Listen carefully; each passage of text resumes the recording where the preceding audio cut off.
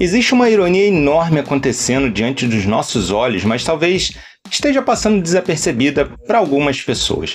Durante décadas, sempre que surgia uma nova mídia física, havia uma grande chance da Sony estar envolvida nela de alguma forma. Ela ajudou a criar formatos, participou das maiores guerras tecnológicas da história, venceu algumas batalhas e perdeu outras, é claro. Por muito tempo, parecia até impossível imaginar o futuro do entretenimento sem que o nome da Sony estivesse no centro dessa conversa. Só que agora, justamente ela, a Sony, anunciou que vai deixar de produzir novos jogos em mídia física para os seus consoles de videogame a partir de 2028. E quando eu li essa notícia, galera, a primeira coisa que me veio na cabeça foi uma pergunta muito simples. Como é que a gente chegou até aqui? Como essa empresa que passou quase 50 anos defendendo os discos e fitas resolveu abandonar justamente aquilo que ajudou a construir o seu alicerce? E antes da gente começar essa viagem, eu já vou logo pedir aquele favor. Deixa seu like no vídeo, se inscreve no canal e galera do celular, dá aquela hypada. Se você quiser contribuir com um pouco mais, você também pode dar uma olhada no clube de membros e nos links comissionados aqui, onde você pode acessar Shopee, Amazon. Você entra lá, não vai pagar mais nada pelas suas compras e ainda ajuda o canal aqui com uma pequena comissão. Mas olha, só o like e a inscrição já vai ajudar demais, porque isso vai levar o YouTube mostrar esse vídeo para mais e mais pessoas. Desde já, eu agradeço demais e bora começar essa viagem. Quando a gente pensa na Sony hoje, a primeira imagem que costuma vir na nossa cabeça é um PlayStation. Talvez uma televisão Bravia, quem sabe aí um fone de ouvido ou uma câmera profissional, mas no fim da década de 70 e no começo ali dos anos 80, a empresa estava vivendo um momento completamente diferente. O entretenimento doméstico ainda era um território em disputa. A gente tinha o vinil dominando a música, fitas cassete cresciam rapidamente, enquanto o mercado de vídeo começava a descobrir que as pessoas estavam dispostas a assistir filmes dentro de casa. Só que ninguém sabia exatamente qual seria o formato vencedor. E é justamente nesse cenário que começa uma das maiores guerras e uma das mais famosas em toda a história da tecnologia. Naquela época, gravar programas de televisão para assistir depois parecia praticamente ficção científica. Hoje isso parece até banal, a gente nem mais faz isso porque isso já está tudo salvo na nuvem, mas por muito tempo foi assim. Mas imagina explicar para alguém em 1975 que seria possível você pausar um programa, gravar ele e assistir quando você quisesse. Era uma verdadeira revolução. E justamente por isso, várias empresas começaram a desenvolver sistemas de gravação em vídeo para o uso doméstico, para usar em casa. A Sony, ela acreditava que tinha encontrado a solução definitiva. E, no mesmo ano de 75, ela apresentou ao mercado o Betamax, um formato de fita de vídeo compacto, com uma qualidade excelente para a época e uma construção extremamente refinada. Para muitos engenheiros, era simplesmente a melhor tecnologia. O problema é que a qualidade técnica nem sempre vence uma guerra. Por pouco tempo depois ali, a JVC apresentou um tal de VHS. Em alguns aspectos ele era inferior ao Betamax. A imagem não era necessariamente melhor, a construção não era tão sofisticada e muitos especialistas acreditavam que o formato da Sony acabaria dominando naturalmente o mercado. Só que a história tomou outro rumo. Enquanto a Sony tentou controlar de maneira bem rígida a sua tecnologia, licenciando ela de maneira bastante limitada, a JVC fez exatamente o contrário. Ela abriu espaço para diversos fabricantes produzirem aparelhos VHS. Em pouco tempo, surgiram dezenas de marcas oferecendo videocassetes mais baratos e aumentando, uma enormidade as ofertas para o consumidor final. Essa talvez tenha sido a primeira grande lição que a Sony aprendeu sobre mídia física. Não basta criar a melhor tecnologia, é preciso convencer o mercado inteiro a adotá-la. E convencer o mercado significa fazer alianças, compartilhar padrões, reduzir preços e criar um ecossistema onde todo mundo ganha dinheiro. O VHS foi exatamente isso. Quanto mais fabricantes produziam aparelhos, mais fitas eram lançadas. E aí, quanto mais filmes chegavam às locadoras, mais pessoas compravam videocassetes. Era uma verdadeira bola de neve. E quando a Sony percebeu, o Betamax já estava perdendo uma batalha que parecia impossível reverter. Curioso é que essa derrota moldaria praticamente todas as decisões estratégicas da empresa nas décadas seguintes. Ao invés de abandonar o mercado de mídia física, a Sony resolveu entender exatamente por que ela tinha perdido. Ela então percebeu que não bastava ter a melhor engenharia do mundo, tinha que criar padrões capazes de unir toda a indústria. Era necessário fazer parcerias, negociar interesses e principalmente evitar ficar isolado. Essa mudança de mentalidade seria responsável por uma das maiores reviravoltas da história da tecnologia. E no meio de toda essa guerra de fitas ainda acontecendo, outro desafio começou a surgir. O áudio também precisava evoluir. Os discos de vinil tinham sido excelentes, né? Tinham uma qualidade sonora muito legal, mas sofriam um desgaste físico, né? Bastava um pequeno risco para comprometer a reprodução. As fitas cassete eram portáteis e práticas, porém acumulavam chiados, né? Desgaste magnético e perda gradual de qualidade. A indústria inteira estava procurando uma solução definitiva, algo pequeno, resistente, fácil de produzir e que oferecesse uma qualidade sonora muito superior aos formatos que já existiam. E foi justamente aí que aconteceu algo que poucos imaginariam depois da guerra do Betamax. Ao invés de tentar desenvolver tudo sozinha, a Sony resolveu procurar uma antiga rival, a Philips. As duas empresas passaram a trabalhar juntas em um projeto que parecia extremamente ambicioso lá no início dos anos 80. Elas queriam criar uma mídia totalmente digital para armazenar música. Não seria uma evolução da fita cassete, não seria um novo tipo de vinil, seria uma tecnologia completamente diferente de tudo que existia até então. E eis que a gente chega em 1982, onde o mundo conheceu um tal de Compact Disc, ou simplesmente CD. Hoje ele parece um objeto comum, mas na época era quase mágico. Um pequeno disco de policarbonato armazenando música digital sem contato físico entre uma agulha e a superfície. Sem desgaste mecânico durante a reprodução, sem chiados, sem degradação progressiva como as fitas magnéticas. Era como se alguém tivesse finalmente encontrado a mídia perfeita para ouvir música.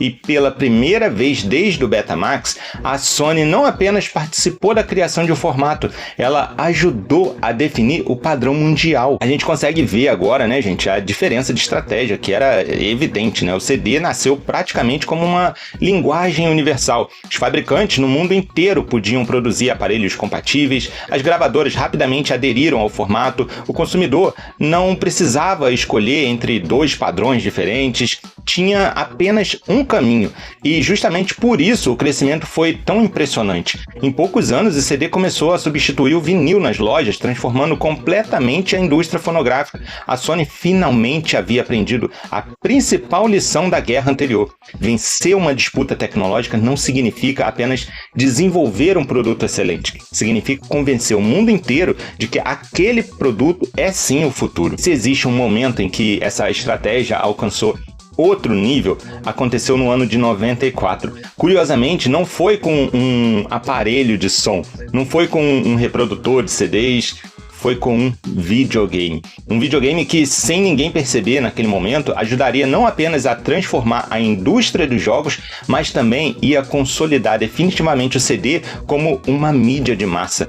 E o nome desse videogame era PlayStation. Quando o primeiro PlayStation chegou nas lojas, lá em dezembro de 94, a maioria das pessoas enxergou apenas mais um videogame entrando em um mercado que já tinha a Nintendo e a Sega, que estavam brigando pela liderança. Parecia uma aposta ousada de uma empresa conhecida principalmente por aparelhos de som, televisores e equipamentos eletrônicos em geral. Só que a Sony não estava apenas lançando um console, ela estava colocando milhões de leitores de CD-ROM dentro da casa das pessoas. E essa talvez seja uma das conexões mais interessantes da história da mídia física. O PlayStation, ele não ajudou apenas a mudar os videogames, ele ajudou a popularizar uma mídia inteira. Vale lembrar que até aquele momento praticamente todos os consoles utilizavam cartuchos. Eles eram rápidos, eram robustos, eram difíceis de piratear, mas eles tinham uma limitação enorme. Eles eram caros para fabricar e armazenavam relativamente poucos dados. Isso significa jogos menores, videogames extremamente comprimidos, trilhas sonoras limitadas. O CD já mudava completamente esse cenário. De repente, um jogo podia ocupar centenas de megabytes, trazer músicas gravadas em estúdio, cenas de vídeo com qualidade cinematográfica e mundos muito maiores do que qualquer cartucho permitia. Não era apenas uma evolução tecnológica, era uma mudança na forma como os jogos poderiam ser produzidos. E já que a gente está falando de ironia desde o início desse vídeo, aqui existe uma ironia maravilhosa, porque durante anos a Nintendo defendia que os cartuchos eram superiores porque carregavam mais rápido, ofereciam mais confiabilidade. Tecnicamente ela tinha razão sim, mas a Sony já tinha aprendido uma valiosa lição com o Betamax. Às vezes o formato mais poderoso não é aquele que tem o melhor desempenho técnico, é aquele que permite que toda uma indústria cresça ao redor dele.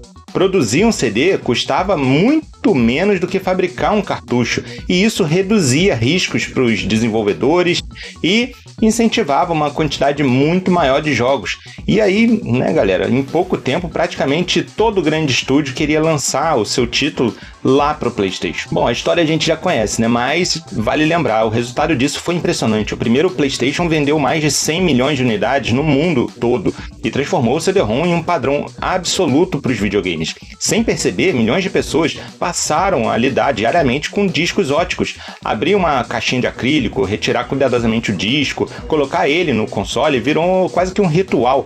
Aquela mídia brilhante deixava de ser apenas um formato para ouvir música e passava a representar também o entretenimento interativo. Mais uma vez, a Sony conseguiu algo muito maior do que vender apenas um produto. Ela estava mudando o comportamento de uma geração inteira. Tudo isso estava acontecendo lá nos videogames. Outra revolução silenciosa começava a nascer dentro da indústria do cinema. O VHS ainda era dominante, mas os seus dias estavam infelizmente contados. Quem já assistiu a um filme em fita já sabe aí muito bem exatamente do que eu estou falando. Rebobinar antes de devolver para a locadora fazia parte da experiência. A imagem acabava perdendo qualidade com o tempo, as fitas vinham acabar sendo mofadas ali, aparecia mofo, o mecanismo interno podia simplesmente mastigar a fita inteira. Era um formato que tinha, sim, revolucionado o entretenimento doméstico, mas que ali naquela época já estava começando a mostrar sinais claros do seu envelhecimento. A indústria estava precisando de um sucessor. Galera, foi então que ali na metade dos anos 90, várias empresas começaram a desenvolver um novo padrão de armazenamento óptico para o vídeo. Diferente da guerra entre Betamax e VHS, existia um medo enorme de repetir os mesmos erros do passado. Ninguém queria outra batalha que dividisse os consumidores e atrasasse a adoção de uma nova tecnologia. Dessa vez, as empresas concorrentes decidiram trabalhar juntas e criar um padrão único. Entre elas estava novamente quem? A Sony. E assim nasce o DVD, o Digital Versatile Disc. Era uma verdadeira evolução natural do CD, mas com a capacidade muito maior de armazenamento. Agora era possível gravar um filme inteiro em um único disco, com a qualidade de imagem muito superior ao VHS. Dava para colocar vários idiomas, dava para botar várias legendas, tinha os menus interativos e principalmente tinha algo que hoje parece comum, mas que na época era, olha, de novo, mágico. Conteúdos extras, bastidores, cenas deletadas, entrevistas, enfim. Comprar o DVD significava comprar uma experiência completa. Que tinha um problema nessa história toda. O novo formato, ele só sobrevive se as pessoas tiverem aparelhos capazes de reproduzir esse formato. E foi justamente aí que a Sony repetiu uma estratégia que mudaria a história mais uma vez. Ali por volta de março dos anos 2000, chegava às lojas o PlayStation 2. À primeira vista, ele era apenas o sucessor do console mais vendido da geração anterior.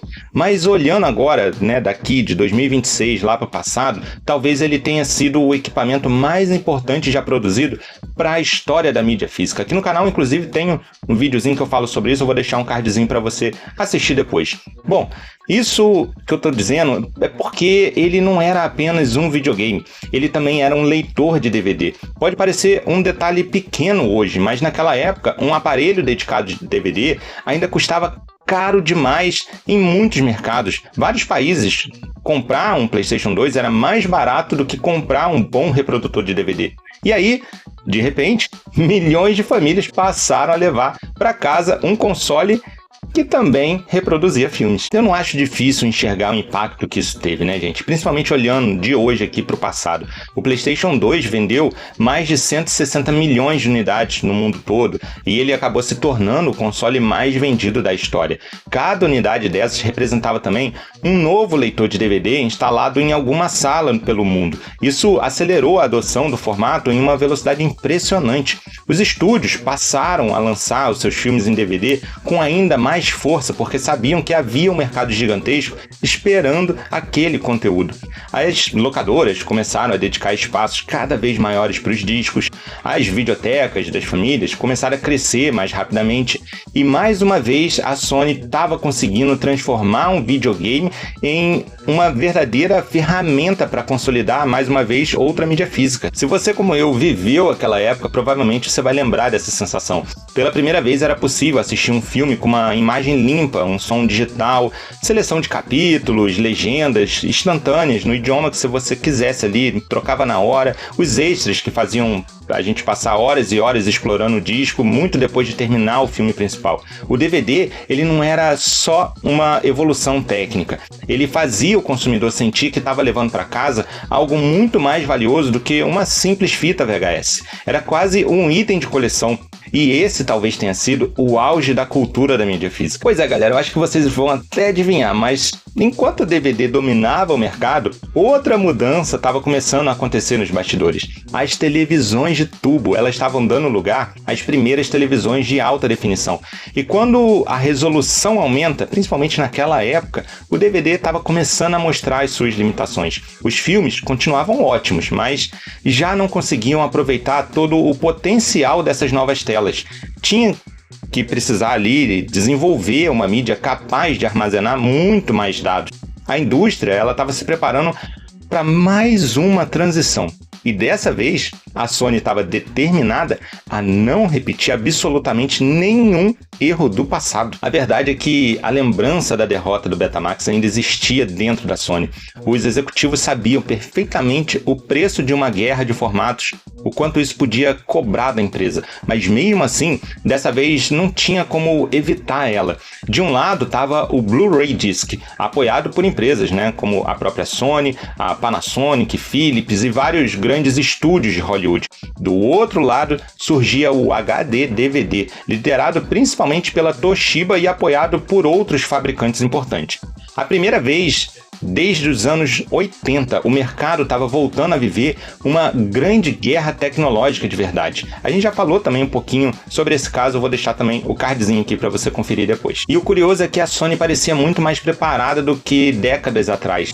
Ela não apostou apenas na qualidade técnica do Blu-ray, ela fez exatamente aquilo que ela tinha aprendido depois do fracasso do Betamax. Ela construiu alianças, convenceu estúdios, formou um consórcio internacional, ela trabalhou de verdade para transformar o Blu-ray em um padrão da indústria antes mesmo de convencer o consumidor final. Não bastava fabricar o disco melhor, tinha que garantir que toda a cadeia de entretenimento enxergasse vantagem em adotar ele. Mas ainda faltava uma pecinha importante nesse quebra-cabeça. E, como já havia acontecido 2 vezes antes, essa peça novamente seria um videogame. Quando o PlayStation 3 foi apresentado ao mundo lá em 2006, galera, muita gente prestou atenção apenas na nova geração de gráficos, nos jogos em alta definição e no enorme salto tecnológico, principalmente em relação ali à geração do PlayStation 2. Mas tinha um detalhe que a gente, olhando hoje, talvez tenha sido ainda mais importante do que o próprio videogame. Dentro daquele console existia um leitor de Blu-ray. E isso não era um acaso, era uma estratégia cuidadosamente planejada pela Sony. Ela já tinha aprendido anos antes que um console de videogame podia fazer muito mais do que vender jogos. Ela podia colocar uma tecnologia inteira dentro da casa das pessoas. Naquele momento, comprar um aparelho dedicado de Blu-ray ainda era extremamente caro. Era um um produto para poucos consumidores. Só que, ao incluir uma tecnologia em todos os PlayStation 3 vendidos, a Sony estava repetindo exatamente a estratégia que ela tinha conseguido fazer funcionar com um DVD no PlayStation 2. Milhões de pessoas comprariam um videogame e, sem perceber, levariam para casa também um reprodutor de filmes em alta definição. Era uma forma brilhante de acelerar a adoção do formato, e dessa vez ela não estava disposta a perder. Tanto é que os primeiros PlayStation 3 que eram comercializados vinham com um Blu-ray de Homem-Aranha 3. Vale lembrar que a disputa contra o HD DVD foi muito mais equilibrada do que muita gente imagina hoje. Durante alguns anos, ninguém sabia quem venceria. Diversos estúdios anunciaram apoio a um lado ou ao outro lado. Os fabricantes lançavam aparelhos incompatíveis entre si. Os consumidores acabaram ficando inseguros de investir centenas de dólares em um aparelho, um equipamento que poderia virar peça de museu em poucos meses.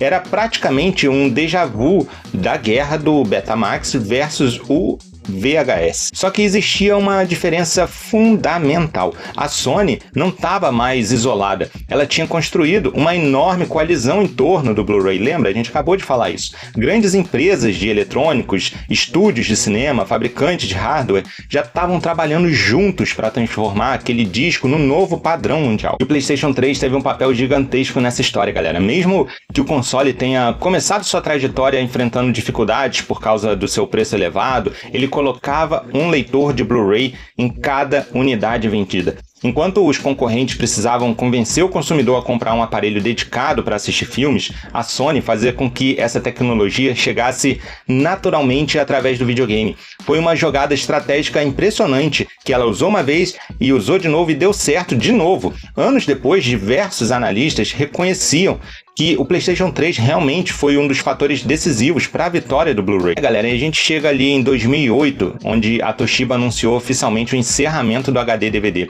A guerra finalmente tinha chegado ao fim. Depois de décadas convivendo com derrotas, aprendizados e mudanças de estratégia, a Sony finalmente estava conquistando aquilo que talvez fosse a sua maior vitória na história da mídia física. O Blu-ray tinha vencido. A empresa que perdeu a guerra das fitas agora liderava a principal tecnologia de armazenamento óptico em alta definição do planeta. Era difícil imaginar um cenário mais simbólico. Parecia que toda aquela trajetória, iniciada lá nos anos 70, finalmente encontrava um grande momento de consagração. Talvez esse tenha sido justamente o auge do império da Sony dentro da mídia física. Se a gente parasse para olhar o mercado naquele período, galera, praticamente tudo passava por ela de alguma forma, né? Ela ajudou a criar o CD, participou na criação do DVD, liderou o Blu-ray, fabricava as câmeras que gravavam nesses formatos, ela produzia filmes através da Sony Pictures, né? O estúdio de Hollywood,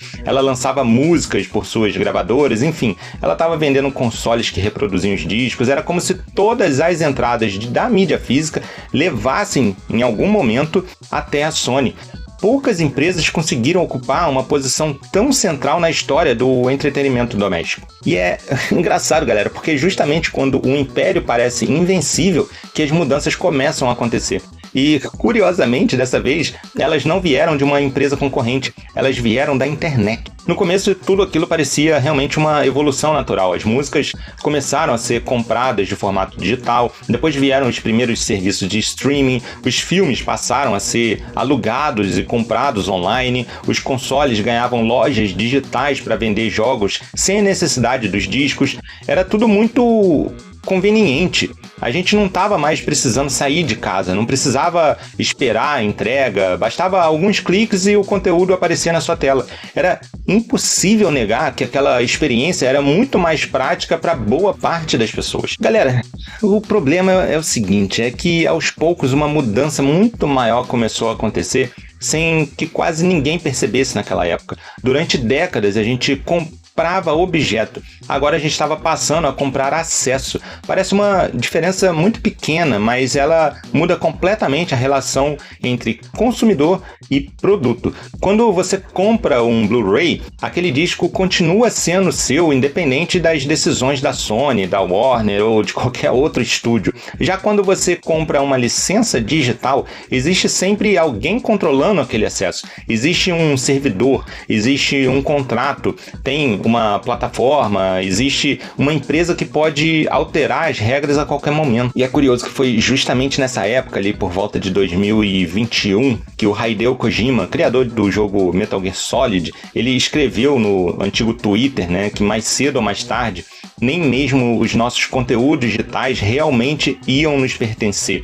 Ele disse que bastaria uma mudança política, econômica, tecnológica para que filmes, livros, músicas e até jogos deixassem simplesmente de estar disponíveis. Muita gente interpretou aquilo como um pensamento pessimista, filosófico, mas basta olhar hoje, daqui da onde a gente está, para os últimos anos, para a gente perceber quantas vezes a gente viu os conteúdos desaparecerem das plataformas digitais, filmes removidos, jogos retirados de loja, músicas perdendo licenciamento, séries inteiras sumindo dos catálogos. Tudo isso já aconteceu, não como teoria, é a verdadeira realidade. E se existe algo mais cruel, é essa ironia, gente. A empresa que durante décadas ajudou a convencer o mundo de que a mídia física era a melhor forma de consumir o entretenimento, passou aos poucos a incentivar exatamente o movimento contrário. PlayStation Store cresceu, os downloads passaram a ocupar mais espaço, vieram serviços de assinatura, biblioteca digital, os jogos que praticamente exigiam conexão constante com a internet.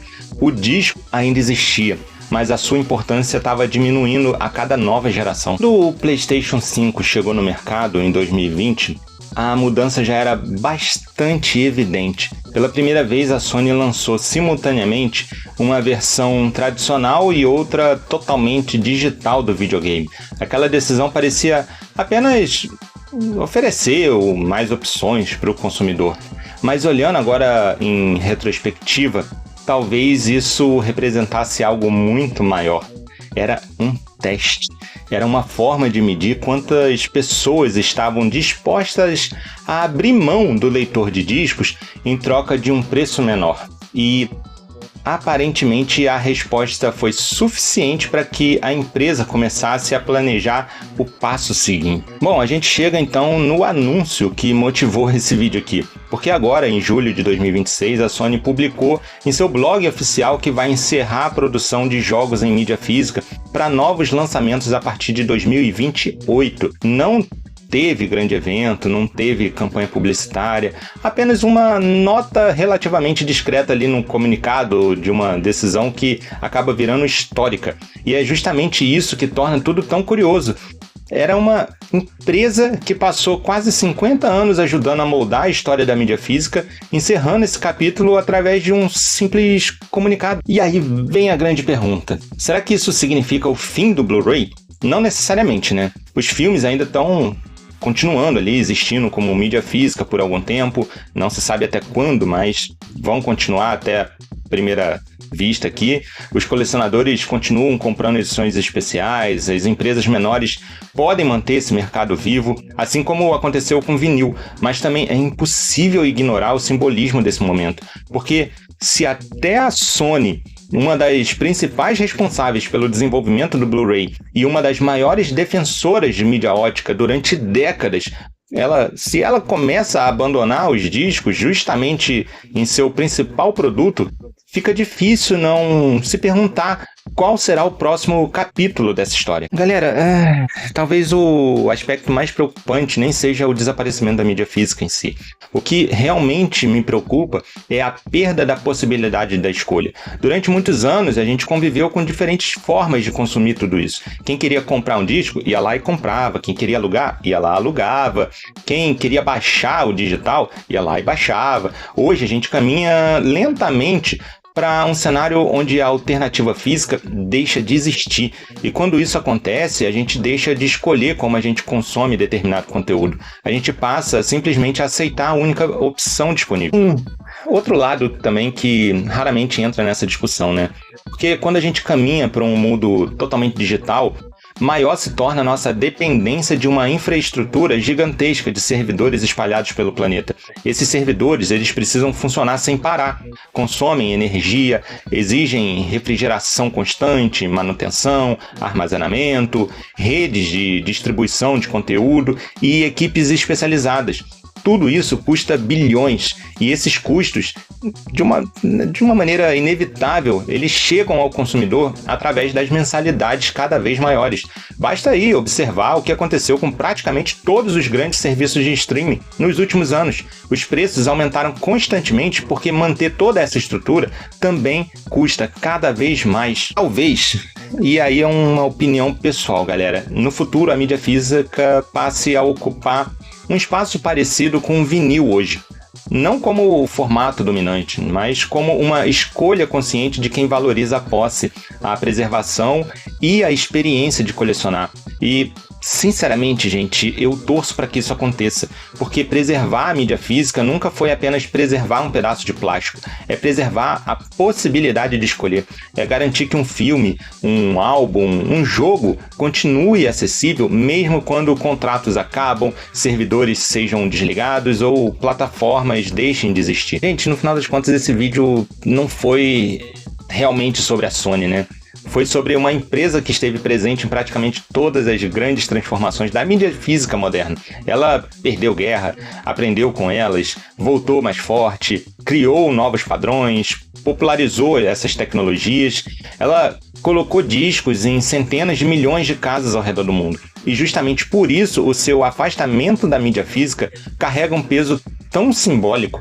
É como assistir ao maior defensor de uma causa dizendo que chegou a hora de seguir outro caminho. Se você chegou até aqui, muito obrigado por assistir. Se esse documentário fez você refletir, considere aí, dá aquele like, compartilha esse vídeo com outros amigos aí que sejam apaixonados por tecnologia, por mídia física. E também, faz uma inscrição aqui no canal, caso ainda não esteja inscrito, para fazer parte dessa comunidade. Se você puder também, dá uma olhada aí no clube de membros com vários benefícios e considere ajudar aí também com os links comissionados. Vou deixar os QR Codes aqui do lado. Clicando neles, fazendo suas compras por esses links, você não vai pagar mais nada por isso, mas cada venda o canal ganha uma pequena comissão. Isso ajuda demais a manter o canal. Bom, e eu quero também saber a opinião de vocês, né? Você acredita que a Sony está apenas acompanhando uma mudança inevitável ou você acha que ela própria ajudou a acelerar o fim da mídia física? Será que o futuro realmente pertence apenas ao digital? Ou será que ainda tem espaço para os discos continuarem resistindo como uma alternativa para quem valoriza possuir aquilo que compra? Me conta aqui nos comentários, porque essa conversa certamente não termina nesse vídeo. Olha, meu muito obrigado por chegarem até aqui e nunca se esqueçam, hein? A mídia física resistir.